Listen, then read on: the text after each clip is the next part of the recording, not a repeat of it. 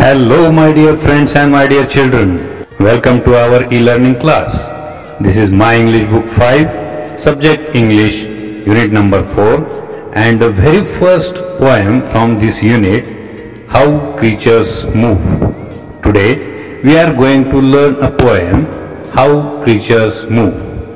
Now what is the meaning of creatures? Creatures म्हणजे काय? तर all living things other than those that belong to the plant family are called creatures. म्हणजे वनस्पती सोडून इतर सर्व सजीव म्हणजे creatures, प्राणी. आणि how creatures move म्हणजे प्राणी कसे हालचाल करतात. We are studying the sound, shelter, food, etc. of the creatures right from the 3rd standard. मुलांनो, आपण इयत्ता 3री पासून प्राण्यांचा आवाज, निवारा, अन्न इत्यादीचा अभ्यास करत आहोत. We know a lot of things about the animals आणि आपल्याला प्राण्यांबद्दल अनेक गोष्टी माहिती आहेत. Can you tell me some names of the animals? Cat, dog, horse, buffalo, ox.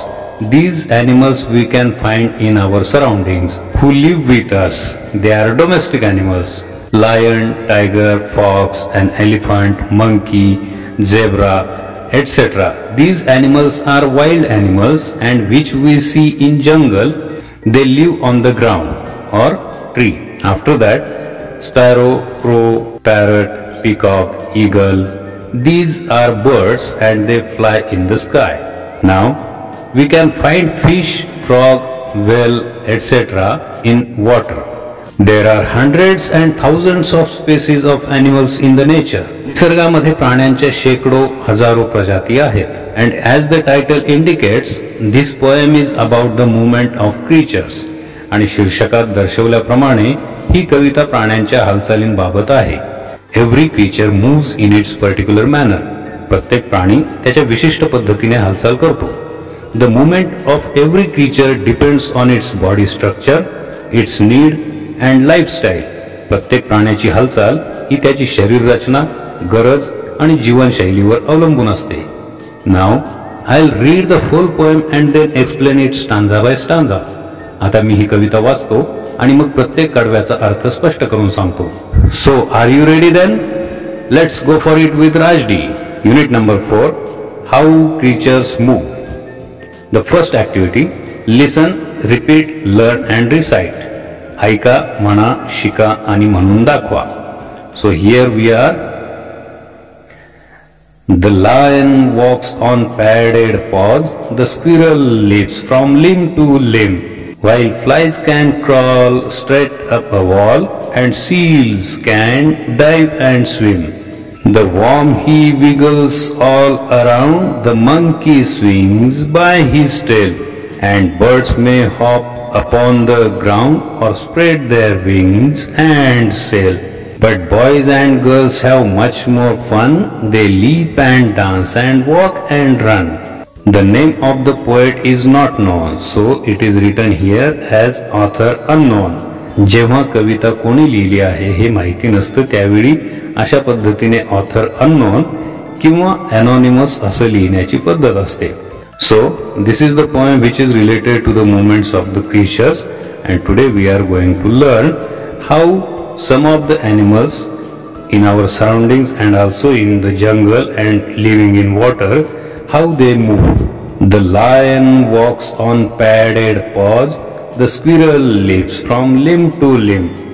The lion म्हणजे सिंह. सिंह हा walks चालतो. कसा चालतो? On padded paws. तर padded म्हणजे the lion has some soft flesh on the underside of its paws. म्हणजे त्याच्या पंजाच्या खाली, paws म्हणजे पंजे, आणि पंजाच्या खालच्या बाजूने मऊ कुशन सारखं, गादी सारखं जे आवरण असतं त्याला म्हणतात pad. So he walks on padded paws म्हणजे त्या गादीदार असणाऱ्या पंजांवर तो चालतो, त्यामुळे त्याचा आवाज सुद्धा होत नाही.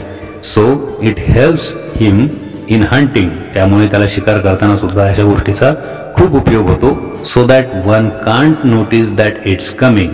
And lion walks softly like a cat because its paws are padded. Can you make a sound that lion makes? It roars loudly. What? other information do you have about lions? Lion is the king of the jungle. He walks very gracefully. He is fearless. Now the next two lines. The squirrel leaps from limb to limb. Now here squirrel म्हणजे खारुताई आणि lips म्हणजे उडी मारणे. तर खारुताई उडी मारते कुठून? From limb to limb. आता लिंब या शब्दाचा अर्थ एक अर्थ आहे अवयव आणि या ठिकाणी अर्थ आहे झाडाची फांदी. सो स्क्विरल जी आहे ती उड्या मारते कुठून? एका फांदीवरून दुसऱ्या फांदीवर. जंगलामध्ये पहा शेजारी शेजारी भरपूर दाट झाडे असतात. अशा ठिकाणी ती एका झाडावरून दुसऱ्या झाडावर सुद्धा उड्या मारून जाऊ शकते. That is called the squirrel lives from limb to limb. While flies can crawl straight up a wall and seals can dive and swim. आता या ठिकाणी फ्लाईज म्हणजे तुम्हाला माहिती आहे फ्लाईज म्हणजे माशा. आपल्या घरामध्ये सुद्धा आपण माशा पाहतो. तर या ज्या माशा असतात दॅट कॅन क्रॉल. क्रॉल म्हणजे रांगणे किंवा सरपटणे. कुठे सरपटतात या कुठे रांगतात या माशा? Straight up a wall. भिंतीच्या वरती सरळ अशा पद्धतीने त्या चढू शकतात जाऊ शकतात जे आपल्याला शक्य नाही. Can you tell me some of the animals that can crawl straight up a wall? An ant, flies, lizard, cockroach. These animals we can see in our home also. These can also crawl straight up a wall. म्हणजे घरामध्ये आढळणाऱ्या माशा, पाली, झुरळे हे प्राणी सुद्धा भिंतीवर सरळ वरती चढू शकतात. Seals can dive and swim. आता या ठिकाणी डाईव्ह आणि स्विम म्हणजे काय? स्विम म्हणजे पोहणे आणि डाईव्ह म्हणजे डुबकी घेणे, बुडी मारणे. सील नावाचा हा जो प्राणी आहे या ठिकाणी या चित्रामध्ये आपल्याला पाहायला मिळतोय. पहा this is seal which live in sea. Seal हा प्राणी पाण्यामध्ये डुबकी घेऊ शकतो आणि पोहू सुद्धा शकतो. It lives mainly in sea. तो शक्यतो समुद्रामध्ये आपल्याला पाहायला मिळतो. The worm he wiggles all around. आता वर्म म्हणजे जंत, किडा, अळी.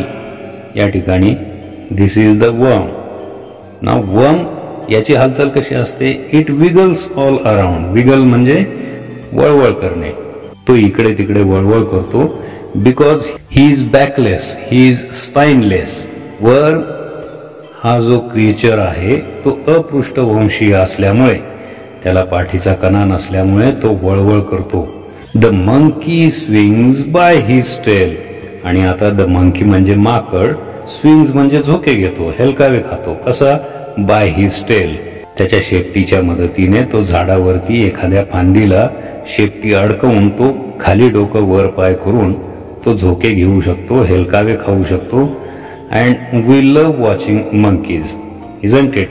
आपल्याला या माकडांच्या हालचाली पाहायला गंमत सुद्धा वाटत असते. And birds may hop upon the ground or spread their wings and sail. या 4 ओळींमध्ये आपल्याला पक्ष्यांच्या हालचालींविषयी माहिती मिळते. हे पक्षी जे असतात hop, hop upon the ground. Hop म्हणजे टुनटुन उड्या मारणे. जेव्हा ते जमिनीवर असतात तेव्हा ते टुनटुन उड्या मारतात. आपण त्यांना अनेक वेळा पाहिलेलं आहे. पहा चिमणी, कावळा जमिनीवर असल्यानंतर ते टुनटुन उड्या मारत पुढे पुढे सरकतात. Or spread their wings and sail. किंवा त्यांना जे पंख असतात, विंग्स म्हणजे पंख, हे पंख पसरून ते आकाशामध्ये विहार करतात. सेल या शब्दाचा अर्थ खरं म्हणजे समुद्र पर्यटन, जहाजामधून प्रवास करणे. या ठिकाणी sail means sailing in the sky spreading their wings. हळुवारपणे किंवा वेगामध्ये सुद्धा रुबाबदारपणे आणि आत्मविश्वासपूर्वक आकाशात तरंगत राहणे. पक्षी काय करतात? पंख पसरतात आणि आकाशामध्ये रुबाबदार आणि आत्मविश्वासाने उडत राहतात. That is called as sailing. Now the last stanza we can say, last 4 lines of this poem. But boys and girls have much more fun. They leap and dance and walk and run. तर आता आपण पाहिलं की आताच या कवितेमध्ये सिंह, खारुताई, माशा, सील, त्याच्यानंतर अळी, किडे, माकड, पक्षी यांच्या हालचालींना मर्यादा आहेत. 1 किंवा 2 प्रकारेच हे सर्व प्राणी हालचाल करू शकतात. But here now these 4 lines are describing many more types of movements which boys and girls can do. म्हणून या ठिकाणी म्हटलंय की मुलं आणि मुली खरं म्हणजे हे खूप गंमत करतात, कारण ते उडी मारू शकतात, लीप म्हणजे उडी मारू शकतात, डान्स म्हणजे नाच करू शकतात, वॉक चालू शकतात आणि धावू शकतात. अनेक प्रकारच्या क्रिया, अनेक प्रकारे हालचाल ही मुलं आणि मुली करू शकतात. So it is more fun. आणि त्यांना अशा पद्धतीने या सर्व हालचाली करायला मुलांना खूप आवडतं. Now to sum up the poem, कवितेचा समारोप करताना पुन्हा एकदा आपण प्राण्यांच्या हालचालींवर नजर टाकूया. The lion walks on padded paws. जंगलचा राजा असणारा, रुबाबदार दिसणारा, आकर्षक आयाळ असणारा सिंह त्याच्या मऊ गादीदार पंजावर आवाज न करता चालतो, शिकार करताना धावतो. सिंह हा सुमारे 40 ते 50 किलोमीटर प्रति तास या वेगाने धावू शकतो. Then the squirrel leaps from one limb to another limb and one tree to another tree. सरसर झाडावर चढणारी, तुरुतुरु पळणारी आणि झुपकेदार शेपटीवाली खारुताई उड्या मारत हालचाल करते. Flies, ants, cockroaches, which we find in our home, and the similar insects can fly and crawl straight up to the wall. आपल्या घरात आढळणाऱ्या माशा, मुंग्या आणि तत्सम प्राणी, झुरळ वगैरे सरळ भिंतीवर चढू शकतात, रांगतात, सरपटतात. Seals can swim and dive deep in the sea. Seal सारखा जलचर प्राणी समुद्रात पोहतो आणि सुमारे 1500 फूट खोलवर बुडी घेऊन सुमारे 30 मिनिटे म्हणजे अर्धा तास पाण्याखाली राहू शकतो. याचाच अर्थ सील प्राण्याची हालचाल म्हणजे पोहणे, डुबकी मारणे. After that the worm wiggles all around because it is boneless, spineless. आळी, जंत, गांडुळासारखे प्राणी हाडेविरहित असल्याने त्यांना वळवळ करत हालचाल करावी लागते. Thereafter monkey jump and swings by his tail. नंतर माकडासारखा झाडावर राहणारा प्राणी जमिनीवर टुनटुन उड्या मारतो, झाडाच्या फांदीवर शेपटीच्या मदतीने झोके घेतो, हेलकावे खातो.